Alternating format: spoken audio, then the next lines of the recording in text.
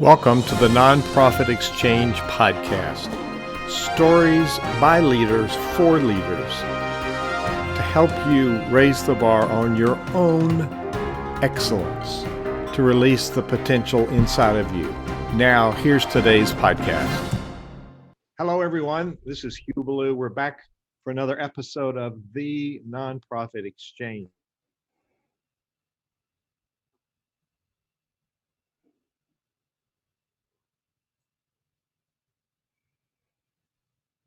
But we got a whole different slant on it, different information, different stories, different skills, different tools to utilize.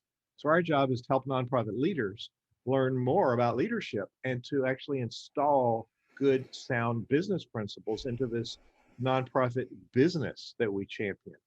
My guest today is going to be talking about, I'm going to let him tell you. It has something to do with boards and dysfunction, but I'm going to call on Jim Mueller to tell people a little bit about who you are, Jim, your background, and why are you doing this work with boards? Welcome to the Nonprofit Exchange. Thank you very much, Hugh. I appreciate it, and I appreciate the opportunity to talk with your listeners. What stimulated coming to this point of conversation was a book I just finished called Onboarding Champions: The 7 Recruiting Principles of Highly Effective Nonprofit Boards. So it's kind of the positive look at dysfunction. Sadly, I've been working with boards since 1972, which is a little frightening to think back on. But my first experience was getting called while I was a summer intern to talk with the board about something that was going on in the organization. And I said, wow, these people have a lot of power. Well, then I went off, finished college, went off to graduate school, came back, started working at a nonprofit because I wanted to make a contribution. And as I worked in that nonprofit, I saw again how the board members were so influential and maybe didn't realize it. I saw how they were really good people, but also brought their own personal perspective and may not always be fully informed about how to do the best job. And as I went through my career, I worked for Cornell University for 10 years and worked with different boards, alumni boards, club boards, in terms of recruiting and developing those boards. And from there, I went off to run a campaign and had to develop a campaign committee or an advisory board. And so worked with them for the length of the campaign. And from there I went to Lake Forest Graduate School of Management, where I was vice president for enterprise advancement. And my job was board recruitment and development as part of that role at the business school. And from then on, it's always been some way or another working with boards. And when I started my consulting practice about 16 years ago, it became a clear focus of understanding how to make boards effective. So it's just been a long journey, and I've learned a lot along the way. There's new stuff to learn every day. And when we figure it out, it's all changes like during the pandemic. That's right. It does. I think the pandemic's been a multiplier in both directions. Yeah. So this fictitious topic of dysfunctional boards. So how did you, we like to think that boards are official and they get things done, but I've been working with nonprofits for 32 years as an external presence. I served megachurches for 40 years and had a different kind of experience, but a very similar experience from inside. But I've worked inside and outside of organizations. And what you said in the introduction is about you have some well-meaning people who really aren't instructed in how to do what they're trying to do. So why is that? I think it goes right back to the start, is that usually we recruit board members because they're arm's length away, right? Or we know them, or they're friendly. It's not really a disciplined approach. Now it cuts both ways. I'm talking about board CEOs have skin in the game, so to speak, about the process of leadership and management. But boards, I have to be careful being too critical, because if there weren't dysfunctional boards, I wouldn't have work to do. So I'm right in there. But it's the process of really starting by thinking about, what do we need in terms of governance? What is governance? How does it differ from management? Where is the line between the two? And how do we keep healthy oversight, which is the board's role, without meddling in management? So it's really teaching boards a full cross-section of responsibilities that they have as governance. I served PCUSA churches, which they have a session, and started out like was the same framers of our Constitution that had a bicameral system that were Presbyterians. You had deacons and elders.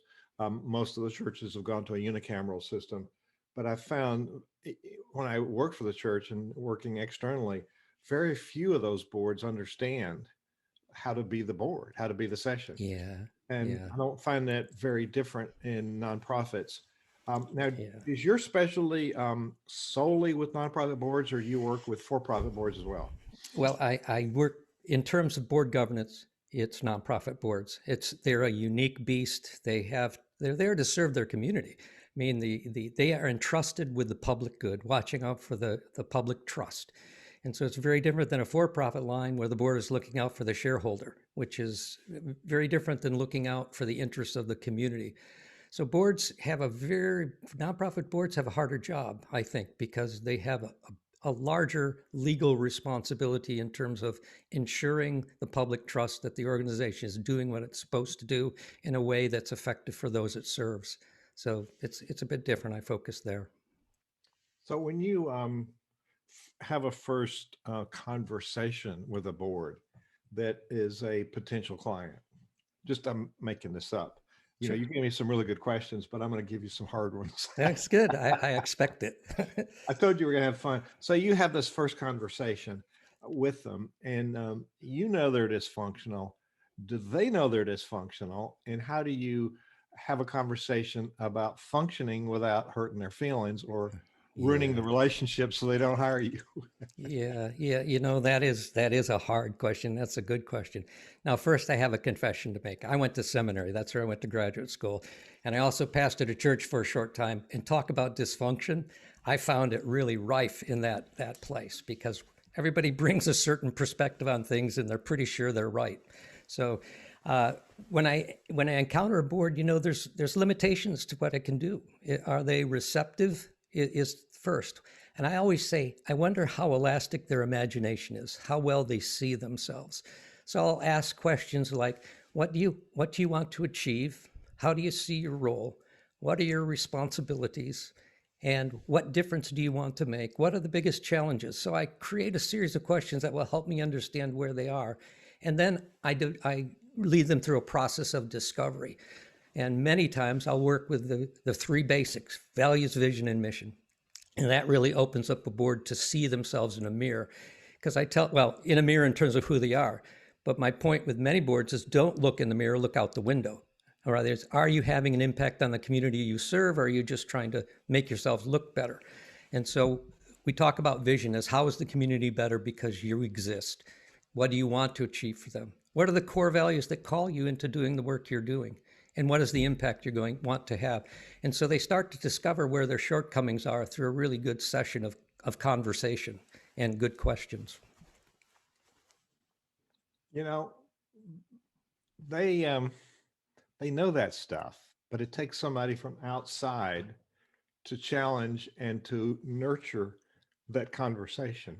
And I think, well, I do not think I know that progress depends on awareness, self-awareness, and then acknowledging that there is, maybe it's not a problem to solve, but it's a river to cross or something. It's a process to install in the organization. So do you ever have boards that don't admit that love functioning and don't want to do anything about it? Yes, I call it Xenoskepticosis. And that's a term I made up for myself. And that's skeptical of anything that's foreign to how we see the world, right? And that's the hardest disease to administer treatment to. And it starts with trying to find out, you know, who on the board is open, receptive, who's knowledgeable, and how to begin to find cracks in that facade to find ways to pour in a little bit of nourishment, right? To see how the world might be different. So again, it's this exercise of asking good questions about what they hope to achieve and what's the difference between what they hope to achieve and what they're actually achieving. And I try to help them see the reality of their situation and move from there. Yeah, that's an education in itself, isn't it? So you said let's go back to the beginning. Now, I think a lot of this is that leaders, it's a lot of we bear the brunt of the responsibility. We put people on a board that can fog a mirror, basically. And I they're love doing us a that. favor, but we shame them into it. And they That's couldn't think fast enough to give us a reason to say no, so they're on the board. that's beautiful. And then they don't function. You think I know this space, and then they don't function, and we blame them. Yeah, yeah. That is so true. Yeah, yeah. Never happened before. I just made that up. No, that makes me laugh. That's a good heart chuckle because that is just really true. That is net true. And so I always, when I'm working with boards, I was going to call it the 7 principles of highly effective boards, but I call it the 7 principle. I mean, the 7 recruiting principles of highly effective boards. But I changed it to onboarding champions because I thought champions is really about turning your mind to what makes excellence. How do we recruit for excellence? How do we create excellence? How do we find champions? And it can be done. And it takes a little discipline and self-understanding. So I always start with culture. What is your culture? Is it just by default, or are you creating an intentional culture based upon your core values? And what are those? So we work with that. Now, are you aligning with those core values? I worked with one national board. They called me in because everything was a mess. And one of the primary problems was how they treated one another in the boardroom. So I interviewed them individually, and they were all saying, I feel, discounted. I feel put down. So I put all that up on the board, and I talked about, what are your core values? This is what you're telling me. And everybody was completely quiet in the room, and they said, I don't think we need to talk about this. They changed, they shifted gears when they saw that reflection, because it just showed them what they told me, right, about who they were and their culture. So it's pretty amazing. How did you answer that? I don't think we should talk about this. Um, I kept it in mind to watch to see if they were going to align with it. But it was like they suddenly saw the reflection of who they were and how they were treating one another, and it didn't align with who they wanted to be. And that was because they're all good people, but they were just acting badly, right, in that situation. And there was a definite shift from there on. I worked with them for 3 years, and that was a delightful shift in their approach. Oh, so stirring thing up can get people's interest and get them to think out of the box, if they even think there is a box. So we do inherit some dysfunction from corporate systems. Yes, yeah. And corporate systems can hide them because they have more money. And it's driven by power. Right. And really, leadership in nonprofit world is driven by influence. Yeah. So building a board depends on making, what we teach in Center Vision is that when you're making the ask, you're making a presentation for funding. Mm-hmm. That's pretty much the same spiel you're going to present to a potential board member. Yeah. Because they're going to be a donor, but they're also donating their time and their talent. Right. That's a philanthropy play. But Yeah. if we can tell them, here's a problem, here's why it's important, here's what we're doing, then we've got a chance for having a right fit, and then Mm-hmm. the culture fit. I'm glad to see you highlight that. You're highlighting some of our key principles. We go from values to principles because principles are executable, values are static. And so guiding principles are how we create a culture and how we make decisions together. Mm. But so a board, people come and go. There's a theoretically a rotation system, which sometimes is present, sometimes not. But there's a freshness of new people. So you get a board that's, to use your word, dysfunctional. By the way, we're spelling it B-O-A-R-D. B-O-R-E-D does apply in certain circumstances. So if they're bored B-O-R-E-D, they're going to be dysfunctional. There's a progression there. So a single board makeup can really destroy a good organization in a very short period of time. So what do we look out for, and how does that pendulum start to swing? Yeah, that's a good one. I find it's, after culture, I talk about character. And we've seen in the news lately how character of many large donors in the nonprofit sector really was never checked out. I served on the Girl Scouts board, and I loved that experience. They really vetted us for who we were, what our competencies were, how we were going to make a contribution, did reference checks, did background checks, had 3 interviews with us. And that, I thought, God, I love serving on this board because they really want to know who they're getting and what that person's like when they come in the door and how they're going to contribute. We don't usually do those things with boards. We don't check character. And that's what I think is the start of a problematic board. Someone's ego gets a little too large and their intelligence and information a little too small. And so they'll come in and start making the wrong decisions. And I've got some really crazy examples in recent years of how that has happened to 2 organizations in particular. Oh, do tell.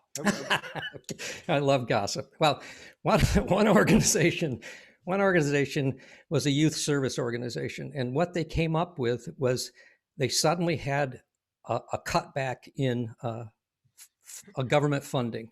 Now, I was executive director of Goodwill Industries in metropolitan Chicago and Northern Illinois, and I know what that's like. We had government contracts change on a dime, and we lost hundreds of thousands of dollars because we had to re-benchmark all of the benchmarks we'd already achieved because they changed them. So this was a similar situation. Now, the CEO should have seen it coming more quickly when this cut came, but when it hit the board was chaired by an individual who was there for his, I think, resume padding a little bit, wanted to be and demonstrate that he knew how to lead and that but it was from he was from an executive from a tech company. And so thought he knew everything about governance. But what he didn't understand, and I talk about it in the book, is the continuity of the organization. He didn't know how the organization worked. So he didn't understand how the problem came about, and he didn't understand how it could be resolved because he stopped listening to the CEO because he was embarrassed by what had happened. In the end, he fired the CEO and the chief development officer, and I caught up with it. We did an internal study of the organization saying, no, you've got a competent CEO. This is the problem. It did surprise you. Could have been done better, but she knows how to get out of this problem. And he just flipped over the report and said, we're not going to do that. And so I said, okay, we tried. And so they told us to go away. They fired the CEO and the chief development officer. A few months later, I talked to one of their influential board members and I said, did you ever see our report? And she said, no. And she said, that doesn't surprise me. That board's a mess. So I sent her the report instead. So that was one of the more disastrous situations I've come across. It's sort of a political minefield, isn't it? Yeah, it can be sometimes. Can be. So what's the other good example? The other good example is governance crossing over into management. Another young new board chair. They did a careful search for the deputy director of the organization, but did some assessments and did a good job finding this person, but didn't realize she had a psychological disorder. And she came into the organization and started blowing it up, but she was also really good at manipulating opinion. So she went beyond the CEO to the board chair, and the board chair started siding with her and then telling the CEO what to do about it. CEO knew what to do, called an outside someone to assess the situation, agreed with her. They called in a second person who agreed with her, but he then had started siding with this new person and directed the CEO not to release this person from employment, that she couldn't do that. Well, then it got into quite a battle between the CEO, lawyers got involved. The CEO did release this person. The board found out what the board chair had done without consulting the rest of the board. Half the board left, which was actually a good thing in this case. The board chair resigned, and it took a year and a half for this executive director to get the organization back on course and get the mess cleaned up. But it's that sort of stepping where you don't belong because you don't understand that situation. Wow. Yeah, those are disastrous results when it turns into a social gathering with political aspirations, Yeah. and egos battling for position rather than, this is why I like principles that we develop ourselves, that we make decisions for the good of the organization, regardless Exactly. of Exactly. our own personal preference. Yeah, exactly. I also And find that adopting, some guidelines for how we function, and yeah, that the board sets them up themselves, like work. I find that most people misunderstand consensus, which can be a powerful tool right. and a good addition to Robert's Rules of Order. So what you've talked about governance, and everybody talks about that, but how would you, and let's explore this, messing in the day-to-day operations, because that happens a lot. Yeah. Now, Yeah. I was pulled into a local nonprofit that was facing bankruptcy, and the board had to be hands-on because they had no staff except bookkeeper and, minor people, but had nobody to run it, nor money to hire somebody. But we were able to move the ship and turn it around, get some money, and now they have a very competent staff. But there was, a bailout, basically get some funding, put hands on, and go to work. And of course, not everybody on the board was willing to do that, but it was enough to get it turned over. And then with my help, we were able to extract ourselves from that and set up a reporting, relationship. And I want to explore that too, the staff relationship with the board. But Yeah. describe governance, and why is it important to understand what governance is? Yeah. Governance in its purest form is oversight. So I like the model that came out of Harvard. It's called governance is leadership, which talks about the three functions being managing the curbs, what the rules are, right, for the policies. And it also is managing the strategy, working with the CEO to think about what's our strategic presence, what's our strategic orientation, but then also cultivating innovation, which is poking around the edges to think about, have we done something in a way we could do it differently or better? So it's that space of visioning in addition to oversight, to work collaboratively with the CEO whose job is management, and to go from there. So that's kind of the basic ground rules, but you don't step into management operations, any of that. So define what you say about, you just how you describe management. Excuse me. Yeah. So I would, in simple terms, the board is what, the CEO is how. So the board says, this is what needs to be done, right? Here's the overview of things. And now you tell us how to get it done. And I see that relationship between the board and the chair is the thing that often gets so fuzzy.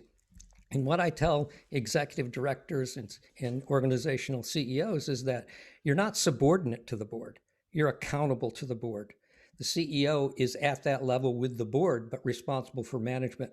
And it's not the chair of the board that oversees the CEO. The board holds the CEO accountable, can hire and fire. But the difference is that the CEO takes care of all management hirings, employee development, program development to achieve the outcomes set up by the board in terms of what the organization needs to do for its constituency. I'm not sure that that's understood by most staff members who are Yeah, a CEO or a yeah, president or executive director. I'm not sure they understand it. I think, and all too often they report to a bunch of bosses rather than having, report to the yeah. chair, and then the board responds to the chair. So what are some of the ways that goes sideways? Well, I just worked with a CEO who wrote a succession plan, which basically gave the board oversight of management and the succession planning process. And she and I had several conversations about this. So I X'd out about half of what she'd written and simplified it into a couple of precepts about what the board's responsibility is. And that's to ensure continuity and make sure that things don't blow up between now and the next person that you hire. So I think management needs to be continued to be focused on how do we run the operations of the organization to achieve good results efficiently, and the board to give oversight. If you're just coming by on Facebook or just tuning us in, this is Hugh Blue and Jim Mueller. We're talking about the fictitious topic of dysfunctional boards, which unfortunately is not fictitious. It's an everyday occurrence. And I think it's because we've inherited systems that aren't functioning, or functioning at a low level. And we've been taught leadership in the wrong way. So we go about modeling what we've seen in the past, and then we go down this slippery slope of lower and lower functioning. So I think there's multiple levels. Dysfunction is a slap in the face, but there are levels of low functioning that lead you to dysfunctioning, and there's a self responsibility here. So knowing how to do the job, and so like you said, it starts at the beginning. How do we get people that fit the culture, understand their role and responsibility, and are committed to doing Yeah, something? that's right. There's what I call the nodding board. They come and they do nodding The, during the meeting, and they the go home and do bobblehead. nodding. Yeah, the bobblehead board, I call them. Yeah. So how do you prevent that? How do you engage boards? Yeah, that's a really good question. I, I want every board member to tell the story passionately about their organization. So I often do storytelling workshops. And I want to talk about crossing the threshold of commitment in a minute here. But I put on for a group of doctors. I worked for a major hospital health system, and they were trying to develop their board. And I'd had a few sessions with them. And in this one, they were working, as you mentioned earlier, about fundraising. We were talking about fundraising, the doctor's role in that. And I said, your most important role is to tell the story of your cause, how you transform and save lives. So I told the president of the foundation, I want to do storytelling. He said, no, no, no, don't do that. He was afraid he'd be embarrassed by it. I said, no, trust me on this one. We're going to do this exercise. And the exercise is based upon a 5-second moment. What moment with a child or a patient changed your life? What was that experience like? How are you different because of it? And I said, okay, now turn to the person next to you and tell just one of those stories. And the whole room lit up. And I've done this a number of times. It's that simple concept. Anyway, after the end of the meeting, I said, well, what worked really well for you today? Storytelling exercise. And I said, yeah, that works because it's all about telling the story and how you're excited and passionate about that and how you're making a difference in the world. Then you can cross the threshold of commitment. So you're invested because we want people who are invested. And when we bring them in the door, they may only be interested. And I often use the metaphor of some board members are walking down the sidewalk and never come inside the fence, inside the gate. Some come through the gate and just play in the yard and don't really get engaged. Some might sit up on the porch and advise the CEO. But the real board members come in, sit around the table, and own the good, the bad, and the ugly and committed to solve it. So it's moving people through that threshold. And I often find getting them to understand their story about the organization is the key. And the people to understand that story and share it with each other. Because the old joke, I served Presbyterian churches, and Presbyterians are not known for being able to go out and evangelize. So the joke is, what happens when you cross a Jehovah's Witness and a Presbyterian is, somebody knocks on the door, has nothing to say. Yeah. So we could say that about board members. What is it you do? Well, I don't know. Right. Helping them, it doesn't need to be something they recite by rote, but helping them Right. get their head around how they can describe what's important about this. Yeah. Yeah. And that's why I encourage mission moments at every board meeting. Start it out with a mission moment, a changed life, an affected person, so that you're starting to see these stories and what you're doing. So you feel it. You just get out of your head and into your heart. I love it. We're going to explore that a little bit more along with your book. This is Hugh Ballou and Jim Mueller. We're talking about boards today. We're halfway through this great interview. Jim Mueller is author of Onboarding Champions, the 7 recruiting principles of highly effective nonprofit boards. And we're going to unpack the book and what's behind it and the passion. We're going to talk about, we're able to do these because we have these free events like the Nonprofit Exchange, which you'll see broadcast on video and you'll hear in the podcast. But our sponsor is a company called Word Sprint. And we publish a magazine. Here is our friend, Make-A-Wish Foundation founder, Frank Shankowitz, and he was the cover story one time. And so we send this to nonprofit leaders with stories written or articles written by people like Jim Mueller, who has expertise and shares that expertise. So it's a place to learn, like the online community, Center Vision Leadership Foundation. So our sponsor for the magazine is Word Sprint. Word Sprint teaches you top of mind marketing. You have supporters. They're going to continue supporting you if you stay in touch with them, build a relationship, let them know the good work that you're doing, especially if they're a financial supporter. They will know that you've been good stewards of the resources they've extended to you, whether it's in kind or cash or giving their talents. Stay in touch. So it's 30% of this top of mind marketing is the right message. 30% is the right person. You don't want to send it to dead people. You want to make sure it's the right person with the right name spelled correctly and the right rhythm. So you want to not email them every day or every month, maybe, but every couple of months or quarter, send them an update in person, in the mail, in their hand so they hold it. So we send this magazine to supporters so they can learn and grow and understand their craft better. For more information, go to wordsprint.com, wordsprint.com. They can help you figure out how to keep your donors donating.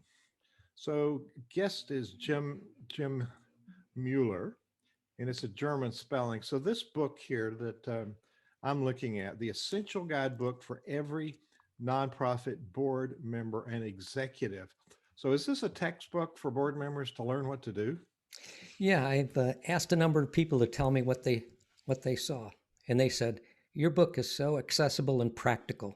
You read through it so easily, and all the stories, because I've used a storytelling approach. So I just tell loads and loads of stories and show how these concepts and principles apply to real lived experience. And so it is a, I think as the woman who wrote the foreword, it's easy to read, but it's seeped in good theory. So everything that I talk about here has real good rooting in great rationale and can be trusted. So it's that combination. And in the end, I have a little workbook section for each of the principles. You can assess your board and talk about next steps. So I try to make it something you can write in and use to make a difference today in your organization. Ah, so you don't have to read the whole book. You can get started right away with some You things. can pick up a chapter. Yeah, yeah, I yeah, like books like that. yeah, yeah. So where can we get this book? That's on Amazon Borders, and we converted it into every e-reader imaginable. So if you have an e-reader, you're going to be able to find it in your online store. That's awesome. So it's on the webpage at the nonprofitexchange.org, the nonprofitexchange.org, O-R-G, takes you to the landing page and you can find today's interview and you can see the title of the book there and I'll put a hot link to Amazon. And 12 cents will go to Sooner Vision Leadership Foundation from that sale or whatever. So the relationship of the staff member that's in charge, whether we call them a CEO or a president or executive director, um, um, that relationship is a key relationship. Yeah, And I find that there's many people in that seat that are stressed out and they feel like everything the board dreams up they need to do. yeah. That's one more thing. Well, what about the other 97 things that I'm supposed to do? So how does a person in the seat that runs the organization interface and manage the board assumptions and requests in a good, healthy way? Yes, well, I'm going to give a personal prop to someone in particular. My dear friend Diana Stanley, who runs the Lord's Place in Palm Beach County, has a wonderful way that she deals with it that's been so innovative. What she is pure, clean, and direct. And she has this little line. She says to her board member, "You see that yellow line there?" He says, "What yellow line?" She said, "Well, between you and me, there's a yellow line. Your side is governance and mine is management, and you're sticking your toe across it right now. And so I just want to nudge your toe back into governance and know that I'm going to handle management and you can trust me to do it." So she just watches out for it and calls people on it. And as I said a few minutes ago, many CEOs think they're subordinate to the board. No, they're accountable to the board. And it's the board as a corporate unit gives oversight. So That's a major paradigm shift and a major understanding of process right there. yeah, yeah. Well, good. It's. I find so few understand it because they are driven. You get a new board chair every 2 years. You get a new board every year. Most of them are not trained well, and if the CEO doesn't intervene and figure out how to get board members educated, it will continue that cycle that's difficult to manage. So could people read your book and make it a discussion point for board training? Absolutely. And the book is designed to be a board training element. Um, to talk about that, for instance, that CEO process, I learned this from the Girl Scouts again, but developed it a bit further. And it's a wonderful process. We came in and I came in to the organization, and there was a couple of board members who just didn't like the CEO for some reason, and it wasn't rational that we could tell all the productivity. So what we did, and this is what I recommend, is we developed a CEO committee so that, and this is Girl Scouts embrace this now, is that the board chair and the CEO pick 3 people they mutually respect and agree to work with the CEO. So then this committee works with the board to say, what do we need done in what areas? Is it management? Is it vision? Is it fundraising? Is it this? Is it that? Where do we want to see achievement? And then the CEO will take that and put together a preliminary plan of action. Then meet with these 4 people to talk about what does success look like, right? I'll figure out how to get there, but what does success look like? And they talk back and forth and have time to really investigate what support the CEO might need, what the board responsibilities for the CEO's success might be, particularly in fundraising, right? And so they work that out. Then the CEO presents that to the board, his or her plan for the year. But then what I say is meet every 2 to 3 months, this committee with the CEO. What challenges are popping up? What things didn't work out the way you thought? And with the CEO, guide and coach rather than give them a swat on the hand at the end of the year, so that it's an engaged process. So at the end of the year, the board has some accountability in that outcome because they've had a part in its process throughout the year. Love it. Love it. So we can now recommend your book as the textbook for how to, I guess the bottom line of this, I read a post today by Seth Godin, differentiation between education and learning. Yeah. So it's a learning process, really. We don't just read a book and think about it. We need to really have a conversation. And in my unique position as a musical conductor is the integration of strategy into performance. That's where a lot of projects go sideways or get in the ditch. So how do we learn from your book? And so having discussion groups, do you offer any online resources in addition to your book? We're developing one, but what I wanted to say is I couldn't agree more. Words don't teach. That's why I have practical exercises throughout the book to practice. And at the end, I have this whole section in the conclusion to do a self-evaluation, ask the questions, and then design next steps. Because you have to be engaged with the information in order to learn it. As you said, that's really perfect for it. And I do some similar things. I guess if you've looked at our website, but there's a value in somebody that's external coming in and asking maybe the very same questions that the CEO is asked. I brought in 15 of the top conductors in the world when I was in a church in Florida to do a major concert with choir and orchestra. And it was quite the hit.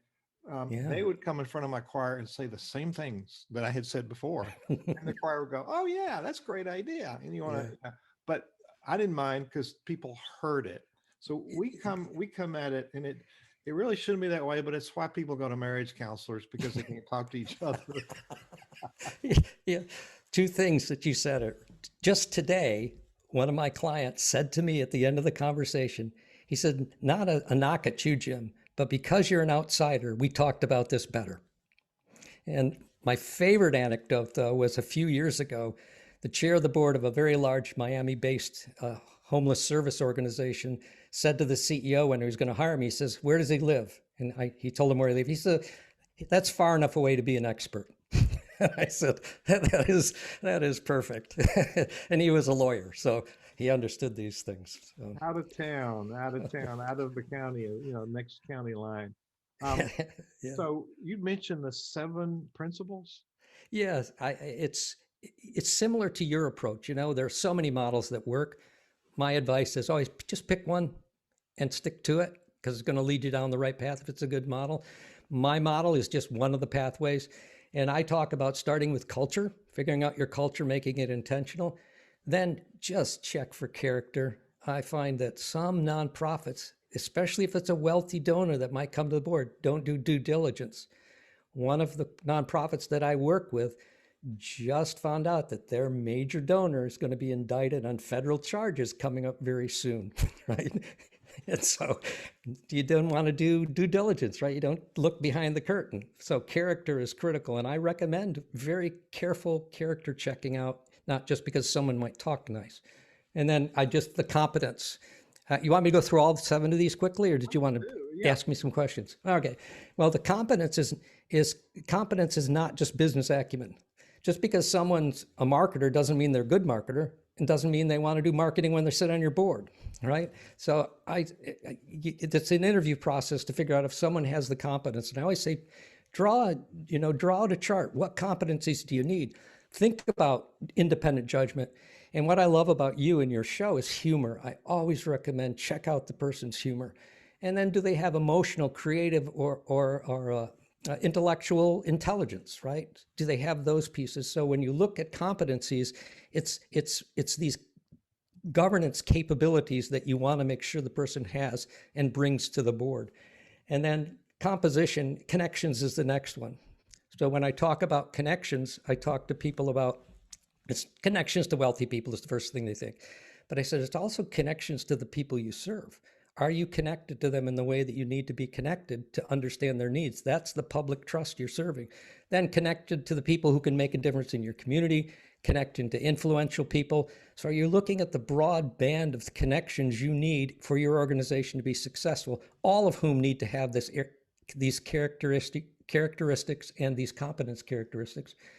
And then I talk about composition, and I do that at the heart of the book because I talk about social justice, and I talk a lot about why we failed to be diverse and inclusive and equitable. I sent the chapter out to 4 Black executives that I know that transformed it because they showed me from their lens what I as a white guy didn't see, and that was extraordinary experience. But to see, there are so many excuses why boards aren't diverse, but they're only excuses. It's that you haven't disciplined yourself to make a diverse board of competent people, not tokenism, because that's the other trick. If you try to legislate this, you get tokenism and not real governance capacity and diversity. And then continuity is the example of the tech exec. Board members need to understand how the organization works. They need, and I use the metaphor of wiring. Do they know how the thing's wired? Do you know what circuits go to which place? Do you know where there might be a short circuit and what's the cause because they understand how the organization functions? And so board members, many of them don't do that. And the final one is collaboration. And in that, I mean collaborative mindset, not necessarily collaborating with other organizations. So that's the 7. I like the C patterns. That's a very comprehensive list. I'd like to see you develop a courseware around this, the 7 C's of success. Yeah.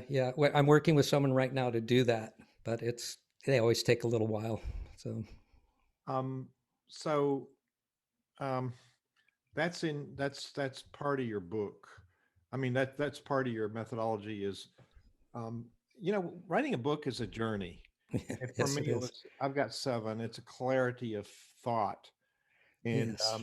And how do we crystallize what we've done and put it in a form that other people can benefit from? Yeah. We have a variety of people watching today, and can I just throw in some questions as they come up on? Oh, sure. So Christina from, I believe, Atlanta, what is the correct approach to ask someone to build an MOU or partnership, and which term is best? So it's a collaborative thing. How do we build an understanding with another entity or another person, which the board should be on the ground floor of doing this, right? Absolutely. And I've been involved with a couple of those. And it comes back to, do you know the culture of the other organization? Because that makes or breaks the deal. And how do you understand the culture? Well, you have to ask how people make decisions. It's culture is the unspoken rules about how people should think, behave, and act, right? And so it's not always explicit. But what are the assumptions that the other organization is working under? What do they want to achieve? How do they see working together? You have to do your due diligence. And I write about a story that of an experience I had years ago trying to create this kind of collaboration. And it's very difficult. And I've seen them fail more often than they succeed. But the board needs to ask some really good questions, do due diligence, check out who's on the other board. What's the composition? How do they see governance? What do they expect explicitly between the organizations to achieve? So it can be done, and I think it's important, but it needs to be done right. I don't know if I fully answered the question there. I think you opened up a topic we don't think about. Sometimes we think it's not polite to check into somebody's background. That's right. And this was a nice person, so why are we going to check them out? I moved to Lynchburg from a smaller town. I moved from a town to a city. And in the same year, we had 3 nonprofits that lost $750,000 Yeah. because the person managing the purse strings, there was no background check and there were no safeguards on requesting checks, writing checks, and signing checks. There was no accountability system there. Yeah. So the board lacked responsibility in setting up a process for that. So the board ultimately is responsible, aren't they? Absolutely. That's in my mind, their core responsibility is to do due diligence because they're responsible for oversight that this is on track and in line with the mission and achieving the purposes for which the organization has been established. Yeah, that's more than the CEO. That's a governance job. It is a governance job. So it's do we write this into our bylaws, or is it just a process? Really interesting question. Yeah, that's a really good question. You've been doing this a while. I to me, it falls more in policy, but now that you've asked the question, I'm going to think about that. Should boards make that in their bylaws that this is a governance responsibility? Yeah. Boy, that's something I'm going to learn and think about. Bylaws are all over the place, and we tend to pack too much into our documents, but there are some fundamental things like put in there. You got to make so many of the board meetings a year, but we're having to have extenuating circumstances with the pandemic. Right. People are stressed beyond what we've had before, so we don't look the other way, but we value the human more when they do the rules. However, there is a standard that we adhere to. And I think part of the bylaws is how do we function as an organization? So that's something I just thought of and popped in. I'm trying to think of really hard questions to stump you, so that I haven't succeeded. You got close there. There's options, but I think err on the side of, well, it's not heavy-handed rulemaking. It's standards of excellence, which you talked about early on. Yeah, exactly. Speaking of standards of excellence, Jeffrey Fulgham is here, a retired CFRE, professional fundraiser, and one of the advisors. We have an advisory council for Center Vision, and great supporter and become a dear friend. Great content, he says. So many CEOs have dysfunctional boards and think it is an isolated situation. They don't realize how many organizations have these problems. You're letting them know this is prevalent and probably the rule rather than the exception. How do you? That's a sad statement. That's so true. I know. That's why I'm very busy. That's all I can say. And I've seen a few really good boards and actually have been invited to work with them, but it's really, they say, how can we be better? And so they ask me to sit in and think about that with them. And then we figure out maybe a few things that are better, but it's such a pleasure to sit in that boardroom when it's working. Because, also I mostly see the ones that are dysfunctional because that's why I'm called in. So there may be more out there that are functional, and I've seen a few, but I've seen a lot of dysfunctional boards, yes. I turn it the other way around. When somebody approaches me now, I work with a lot of nonprofits, so I just really can't be on boards because that sucks me into an area that I don't need to be in. But I'm an advisor to boards. But when there's one that tempts me, I ask 3 questions. What's our purpose? What's my role and responsibility? And what will we accomplish together? Yeah. So far, I've got about 30 of those out with no answers. Yeah. Right. I'll get back to you. Well, yeah. Can't answer those. Why should I bother to step up? That's a wonderful way to put it. Absolutely. And I did a training session for graduates of a leadership course down here. And I talked about them. How do you interview for a board? And those are three of the key questions. What's my role? What are we going to accomplish together? What are you looking for? So I'm looking for some questions from Mr. Rash and Katrina Howard from Chicago, and Mr. Rash from Bedford. So I'm going to go back to the prescribed questions I should have been asking. Those are the ones I got ready for. Yeah. So we got the 7 principles, which are outstanding. So if they could get those under their belt, and I was going to say master them, but we never master them. We start to learn what they are first. Yeah, right. And then it's a journey of discovery and then installing those principles I favor consensus, and people confuse consensus and compromise when they're absolutely opposite. Win-win versus lose-lose. So Right. consensus, everybody comes around, and Yeah. we get to where we can all say this is for the good of the organization, regardless of my personal preference. I can see how much Yeah. I consent to this. So that's a powerful operational principle. But how do nonprofits make the pivot to get a productive and informed communication in 32 years always comes up as a negative thing. Everybody talks about it, nobody does anything about it. So you got to have a strategy to know what to communicate, but you also have to have relationships. So the question is, how do nonprofits succeed in establishing a productive and informed board culture?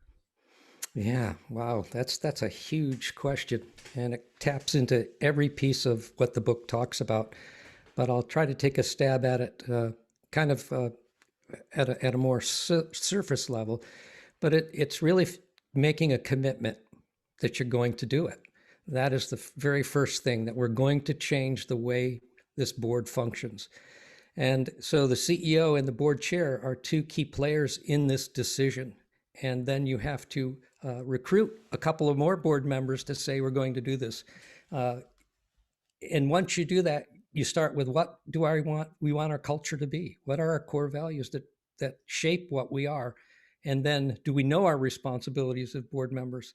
And then you build from there across the other 6 principles that I talk about. Love it. Love it. So this could be the book every board member should be required to read as part of their board orientation. There's some nuances with different boards, but I think there's some fundamental consistencies across the board, so to speak. So how can nonprofit leaders confront board members who serve at their own interests, such as resume padding you talked about earlier?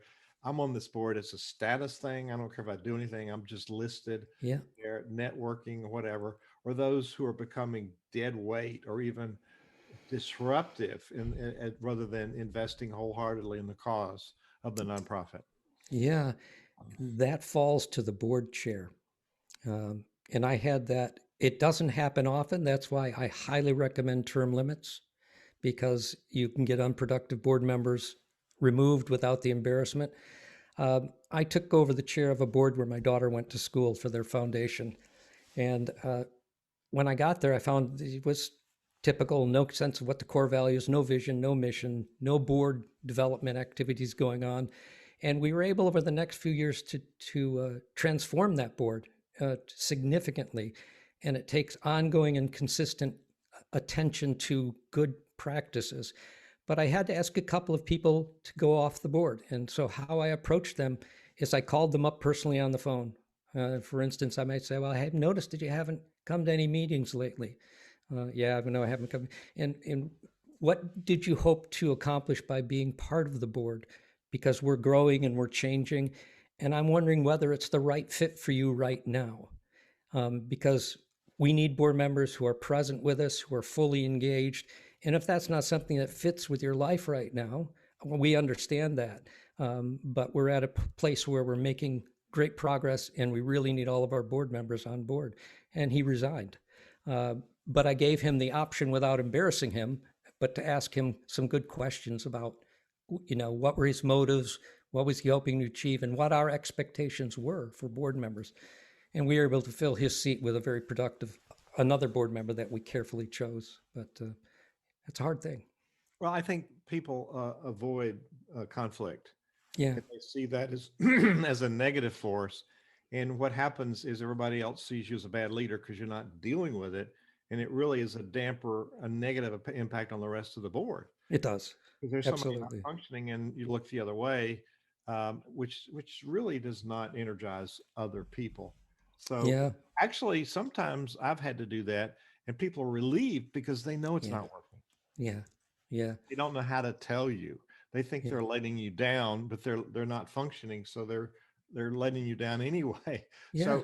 So my rule is I learned from my studies of the work of Murray Bowen, psychiatrist, the leadership principles, direct and straightforward Yeah. conversation. When there's any Yeah. conflict, you move toward it and stay calm. And the way you presented it was very healthy. And we're running out of time.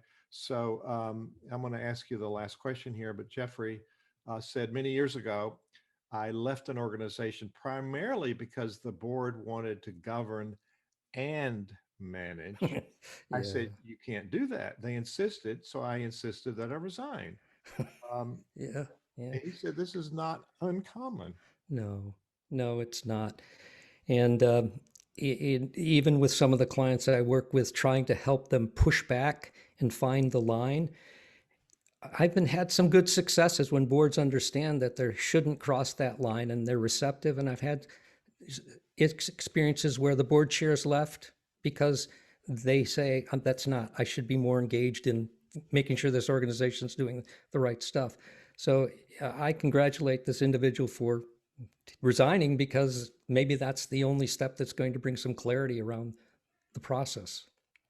Absolutely. And so it's just being being straightforward with yourself. This is not going to work. And the longer you stick with it, it's not going to get better because you Yeah, have right. a mismatch in process pieces. So um, here's the last question. We only got 1 minute. What are some of the steps nonprofits can take to build more diverse and equitable boards? I love that word, equity. Yeah, yeah. First of all, it's hard. It's hard. And the second thing is you have to recognize you have a culture that you're comfortable with, but what does it look like from people from more diverse backgrounds or minority communities? Is it monolithic? What does it look appealing to them? We also have to recognize we have bias. We practice social categorization, and without even realizing. In other words, we put people in categories. Well, he's old, or he's disabled, or she's a feminist. Instead of seeing them for the contributions they can make, we judge people. So it's a process of breaking free from these biases and looking for competence. And then when you look for competence, be ready to have the right conversation, because I think there's a little distrust from those who are underrepresented on the board. Do you just want me as a token? Are you actually going to listen to me? So I think it's honest clarity, as you said, walking into the conversation, or as a friend of mine says, lean in and be honest and straightforward and know why you need this person to have a better board. I went to an organization, a large one, and said, we need people in here. Everybody, they were different because everybody here looks like me. They didn't like that because they didn't think they looked like me. Exactly. Ugly old white guy. So, Jim, this is fun. It's so useful information, and I want to invite people to check out the Center Vision online community for nonprofit leaders and clergy. We're doing important things, and it's hard work, but we make it a lot harder. And you can find resources there, like this interview with Jim Mueller, which can change your life by changing your board and changing the future of the organization. So, as we end this very helpful interview, Jim, what thought or challenge do you want to leave people with? Make a choice to discipline your practices to create the board that's really going to support your organization. Make a commitment to put in the effort and set aside some time to do it, because it's transformative. Wise words. Jim Mueller, thank you for being our guest on the Nonprofit Exchange today. Thank you so much.